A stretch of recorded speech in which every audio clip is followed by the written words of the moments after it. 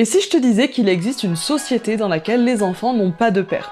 Et d'ailleurs, le mot père n'existe même pas là-bas. Aujourd'hui, on va parler du peuple Mozo qui vit dans le sud-ouest de la Chine depuis des siècles, et dont tu as déjà peut-être entendu parler puisqu'il est souvent présenté comme l'une des dernières sociétés matriarcales. Mais ça, on y reviendra dessus après. En gros, dans cette société, les femmes possèdent plusieurs amants. Elles les reçoivent la nuit chez elles et ils repartent le lendemain matin, généralement en cachette, et c'est ce qu'on appelle les visites furtives. Alors pourquoi en cachette? Parce qu'en fait ils habitent pas seuls. En gros, dans cette société, on vit toute notre vie dans le foyer maternel. Et de ces différentes visites, il y a des enfants qui naissent, ce qui paraît logique jusqu'à présent. Sauf que généralement, on ne sait même pas qui est le père. Mais en fait, c'est même pas grave parce que l'enfant il est éduqué dans le foyer maternel. Bon, alors parfois on sait qui est le père, mais même dans ces cas-là, il n'entretient pas vraiment de relation avec ses enfants biologiques. D'ailleurs, il a aucun droit sur eux, contrairement à l'oncle qui, pour le coup, a un rôle important dans la vie des enfants.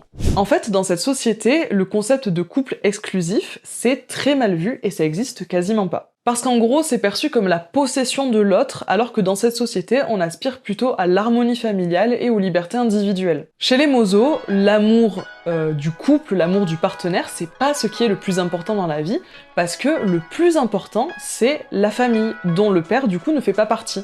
Par contre, contrairement à ce qui est souvent dit, les Mozo ne sont pas une société matriarcale. À la tête de chaque foyer, il y a un homme pour gérer les affaires extérieures et une femme pour gérer les affaires intérieures. Par contre, en termes de travail et de tâches quotidiennes, la répartition, elle est très genrée. Hein. En gros, les femmes, elles font la cuisine, le ménage, elles s'occupent des gosses, et les mecs, ils travaillent à l'extérieur. Bon, voilà. Mais bref, voilà, je trouvais que c'était trop intéressant comme sujet, donc j'espère que ça vous a plu, même si c'est pas vraiment de l'histoire. Ça permet aussi de se questionner sur les relations, le sens qu'on leur donne, voilà. C'est toujours intéressant de voir comment que les autres y vivent, quoi, finalement. Et comme d'habitude, si t'as aimé la vidéo, n'hésite pas à liker, à t'abonner, à partager, bref.